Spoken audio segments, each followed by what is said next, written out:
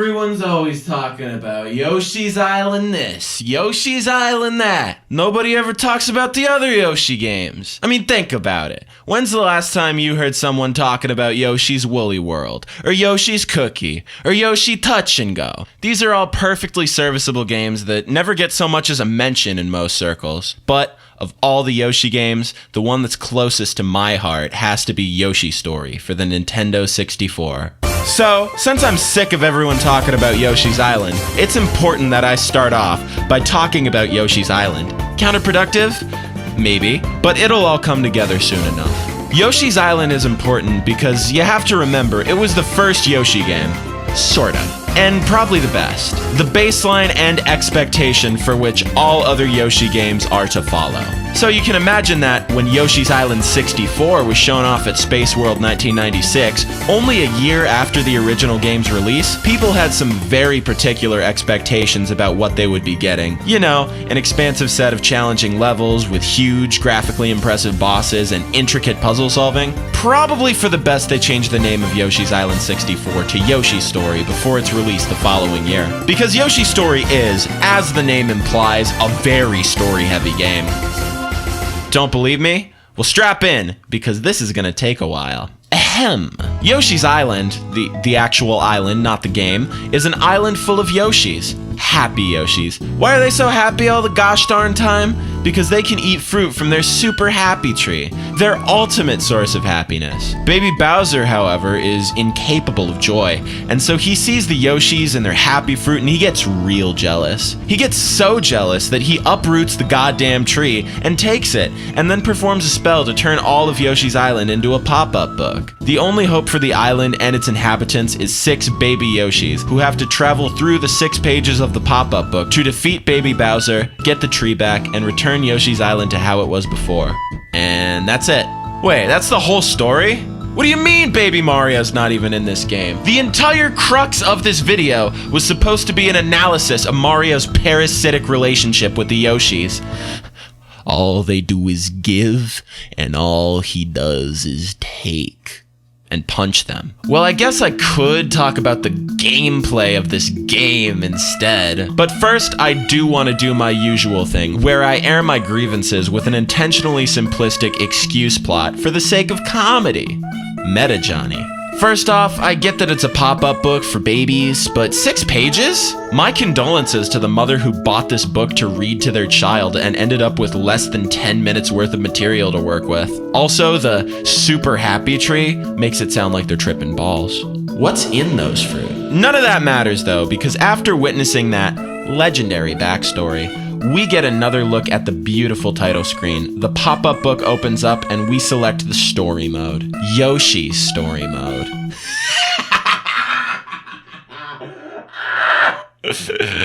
I'm funny. Getting to the world selection, we can already notice some stark differences from Yoshi's Island. This game has 6 worlds, 6 pages, just like Yoshi's Island, but each world only has 4 levels as opposed to 8. Not only that, but during each run through the story, you can only play 1 level per world, meaning that each run through you do of Yoshi's Story will consist of only 6 levels. And in order to play every level that the game has to offer, you'll need to run through it at least 4 times. You start the first world being able to select any of the 4 levels, but in order to unlock all the levels in the next world, you'll need to collect these hearts. The first level of the next world is unlocked by default, but you need to collect 1 heart for each additional level, meaning that there are a total of 3. They aren't always the easiest to find either, meaning that you might need to explore the level a little more than you'd initially expect. To help with that exploration, you can find these cute little egg babies placed all throughout the level. They're called Miss Warps, and if you jump on their heads, you can, you know, between them. It even turns the storybook page. Listen to them cheer for you, it's so cute! The way the game is set up with only 1 level per world during each run-through is a sticking point for some people, but I personally really like this system because it means that you can run through the game quickly and it has a ton of replay value. Once you run through it a bunch, you can start picking and choosing your favorite levels each time, so you always end up with a fun, bite-sized experience. A lot of people seem to dislike this because it's different from Yoshi's Island, but I think it's important to remember that this game is going for a younger demographic. This game is for little baby children. children, and to a lot of people that's a bad thing, but I think it works to the game's benefit. It's good for children to have these quality platformers for them to learn how video games work without immediately getting beaten down and wanting to give up. That, and I think this particular game is good for a leisurely playthrough no matter your age. And hey, if you happen to like more than one of the levels in a world, very likely considering that the game is consistently well designed and each one offers unique set pieces and experiences, you can mix it up and play something different every time you boot the game. As soon as you hop into a level, you'll find even more differences from the game's big brother. Yoshi can still eat enemies and turn them into eggs, which can be thrown with a more natural aim this time instead of the auto aim that you can stop mid-arc. But one major change off the bat is the control. Yoshi's Island used the D-pad because the Super Nintendo had no analog stick, because that would have been stupid. But unlike a lot of other 2D platformers on the 64, most notably Kirby 64 and Mischief Makers, Yoshi's story can only be controlled with the analog stick. This works out pretty well, both in theory and in practice, as controlling the speed you want Yoshi to run with that level of precision is very intuitive. Although, if your Nintendo 64 controller is anything like mine, the analog stick isn't exactly going to be as tight as it used to be. I noticed that I have to force the stick pretty hard to get Yoshi to run, just because of the burden of age. They couldn't have possibly known about this issue with the analog sticks at the time, but it is worth noting if you're interested in playing the game nowadays. Good thing I got this Retrobit controller to circumvent that. Retrobit, sponsor me, please! Because Baby Mario's not in this game, Yoshi no longer takes 2 hits before death, but instead has a little flower that acts as a health meter, measuring Yoshi's happiness. If you get hit, you lose some petals, and if you eat fruit, you gain some back. If you run out of petals, then... What the hell, baby game? It's even worse because, as I said, the health meter measures Yoshi's happiness. That means that if Yoshi dies, he's literally just become too depressed to continue. If I were more cruel, I'd leave you with that thought. Another significant difference is that the goal of each level isn't to simply get to the end. In fact, when you get to the end of a level, the game just loops you back around to the beginning. No, this time the goal in each level is to eat 30 fruit. Each different colored Yoshi has a favorite fruit, which will heal them more than usual. Melons are the best of the best, I guess, because no matter what color the Yoshi is, it will recover health as though it's their favorite fruit. Now, I don't exactly know why eating 30 fruit is what brings you to the next level from a story perspective. I guess if we assume that the fruit are from the Super Happy Tree, then the fruit will improve Yoshi's mood and give him the drive and motivation he needs to set fire to each page. I guess except the lava one. But wait, it is still technically a page in a picture book, so he could set... But Yoshi is also part of the page, so would the fire he uses to burn the page even be a real fire, or would it just be another illustration in the book? Or... I didn't think this joke through very well. Moving on. Collecting fruit as an incentive is a welcome change in my opinion. I love the original Yoshi's Island, but you gotta remember, this game is for little babies. The focus of the level design in Yoshi's Island is often the platforming and puzzle solving, which is great, but because you need to collect a certain number of fruit in each level, Yoshi's story tends to be more about exploration and the use of unique set pieces to help you accomplish that. If you want to see everything the game has to offer, you've got to explore the levels to find all 3 hearts for the next world. And on top of that, there's more than a few secrets hidden throughout the game. If you use the shoulder buttons, Yoshi can even sniff some of them out for you, which is super cute. The sniffing is mostly relegated to finding melons, but it's still a really nice touch. In some levels, if you look hard enough, you can find a black or white egg. If you beat the level with this egg, you will then be able to play as a black or white Yoshi. This is super nifty, not only because it's a differently colored Yoshi from the default ones, and it acts as an extra life, but because both of them function a little differently from the default Yoshis. Every fruit is their favorite fruit. They even like peppers, which all the other Yoshis hate. Absolute beasts. Similarly, you can also find some white Shy Guys hidden throughout the game. Obviously, most Shy Guys are enemies, but if you complete a level with a white one, you can pick it from the character select screen, and it'll go save one of your fallen Yoshis from Baby Bowser's castle. If that's still not enough for you, the fruit can also serve as a means of adjustable difficulty. How do I mean that? Well, there are 5 types of fruit: apples, bananas, watermelons, grapes, and melons. I don't know why they decided to put watermelons and melons in the same game when there are so many different types of fruit. You could have had, like, an orange, or a lemon, or a hagberry. There's a reason why there's no grapefruit in this game. It's because they already have grapes. Makes sense, doesn't it? It just gets so confusing. Anyways, remember how I said that each different Yoshi type has a different favorite fruit? Well, the one thing that they can all agree upon is that melons are the best.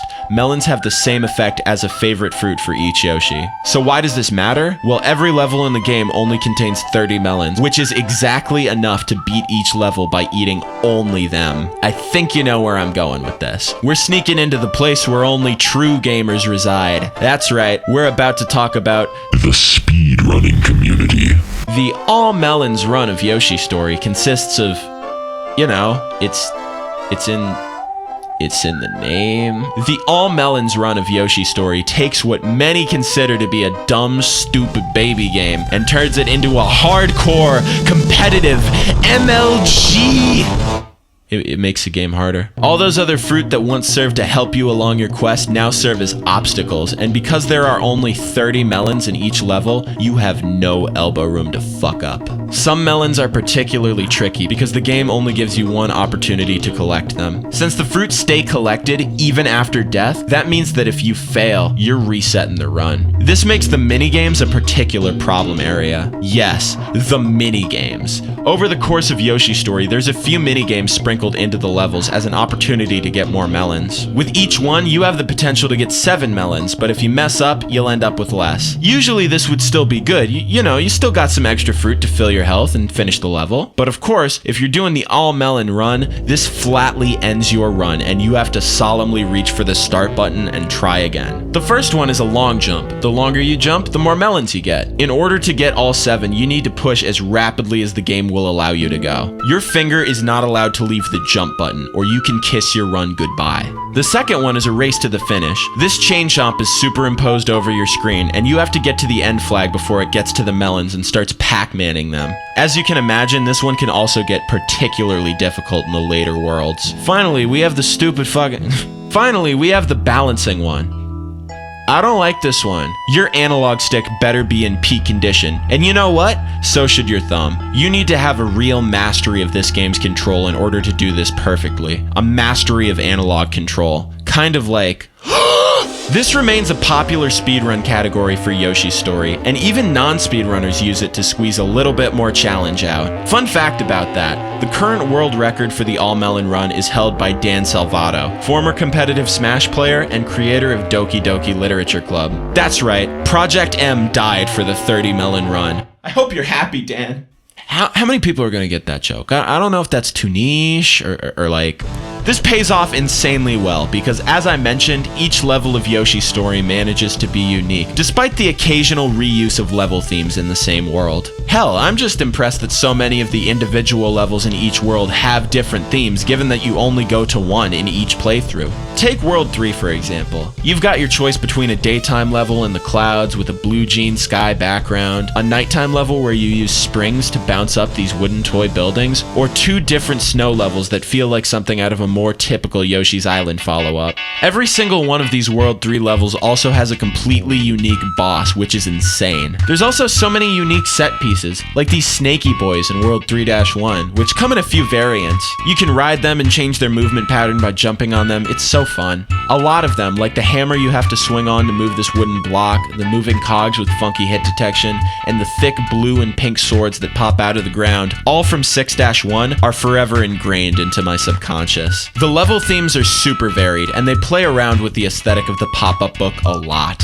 I just want to emphasize how much I love this art style as much as possible. The use of household objects making up level geometry to create this beautiful patchwork look predates stuff like Kirby's Epic Yarn and Yoshi's Crafted World, and it makes for a game that looks unique and striking even to this day. I like how the more primitive 3D character models, especially the Yoshis, fit into the world perfectly, which has made this game age better visually than many of its contemporaries. The stylization of the world means that having shinier characters actually works to its benefit because instead of being a bad thing, the fact that they look like plastic actually works to the aesthetic's benefit. And, if you'll notice, the Yoshis have bigger heads here than they usually do, which not only makes the aesthetic pop that much more and helps the game to stand out, but also makes narrative sense because, you know, they're babies. The use of color is also incredibly varied and vibrant, even in the darker nighttime levels that I mentioned before, helping each world to better stand out and advance beyond the typical level tropes that many of them are relying on. Possibly because the stage count is so low, most of them get to play with unique and memorable set pieces and design elements. The music, using the Super Mario World strategy of the same basic melody played in a variety of different arrangements depending on the level, is also fantastic and really hammers home the cute and bubbly aesthetic of the game. Special shoutouts to the hip-hop version and the super happy MIDI guitar version that plays when you eat a super happy heart. The soundtrack for this game is so good that you can buy it on a CD. Shaped like Yoshi's head. Unfortunately, this CD doesn't work in some CD players because it's shaped like Yoshi's head. It's only the North American version too. Europe and Japan just have normal discs as far as I can tell. Somebody looked at this and was like, nah, boring. Circles are lame. Yoshi's head. The North American version actually only has 15 songs, which is significantly less of the soundtrack compared to the European version, which has 28, and the Japanese version, which has 50. Probably because it's shaped like Yoshi's head! Oh yeah, back to the gameplay, as I haven't talked about the power-ups and enemies yet. I just mentioned the super happy heart, the one with the smile that pierces into the inner reaches of your soul. I guess the canonical name is actually Heart Fruit, which raises more questions than it answers, but we won't get into that now. What we will get into is the effects of this mystery fruit. You can find these after either eating 6 melons in a row or just randomly in bubbles floating around. If Yoshi eats the heart of his enemy, Yoshi becomes super happy Yoshi. What does being super happy Yoshi entail? Well, you see... Alright, listen up. I'ma tell you what happens when Yoshi reaches peak joy. This badass killing machine can hold an infinite supply of eggs. His tongue increases in length. He can leap into the stratosphere. Nothing can fucking touch him. Alright then. And if the Yoshinator decides to ground pound, causing the earth to quake beneath his mighty ass, the DNA of anyone who dares to stand in his way will mutate violently, morphing them into a mere fruit before your very eyes. Don't make me happy. You wouldn't like me when I'm happy. Even if he hasn't eaten a heart fruit, when Yoshi just ground pounds the ground normally, it like changes the colors of Shy Guys. So I guess his ass actually does kind of have DNA altering traits. I'm curious about the lore on this one. I'm gonna have to find Totaka. Just ask him about that. Totaka?